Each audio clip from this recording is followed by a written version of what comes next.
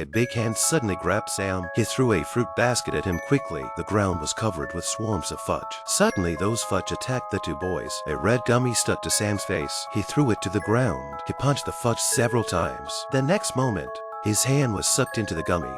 And on the other side, Tom's head was sucked in by a green gummy. He was screaming but couldn't speak. The fudge was emitting a circle of green light. He finally got out of the gummy. On the other side, Sam was still wrapped in red fudge. He screamed for help. Tom took out an ancient book. This ancient book has a magical power. It quickly sucked in all the gummies. Sam was rescued. They went back to find their mom. It was Halloween evening. The pumpkin lamp on the road shot a flame at them. When they defeated the pumpkin lamp, they found that their mom had turned into a silkworm and was hanging on a tree. Sister had to use an ancient book to save her mom. Then a monster flew in and took the book. A giant spider grabbed Mom too. A horde of monsters is coming towards them. These monsters are controlled by a puppet. The puppet was picked up by the boys who brought it home. Inside the box sits a doll with white eyes. The boys were shocked to see it. Tom took a note from the puppet's pocket. He read the incantation on the paper. The puppet suddenly stood up. The boys were shocked. They thought the puppet was funny, so they took it home. The puppet was grateful to the boy. He helped him fold his clothes and helped him finish his homework quickly. The puppet and the two boys had a great time together. The next thing the puppet did was to make a fool of them. One day he hid in his sister's bag and came to school. The puppet took the opportunity to remove the screws from the ladder. The sister's boyfriend fell off the ladder. One time Tom was in class demonstrating an experiment on electrical towers, but soon there was an explosion and a big hole was blown in the wall. They all realized that the puppet was going to get them into trouble. So the sister knocked the puppet to the ground with a crowbar. Then she threw the puppet into a river. But the puppet wasn't so easily defeated. He jumped into his sister's car. He jumped on her car and leaned over the windshield. He knocked on the windshield and shook the car from side to side. Then she braked hard and threw the puppet out of the car. It turns out the puppet was trying to trick everyone on Halloween. The puppet stood in the supermarket and chanted a spell. The bats, rats,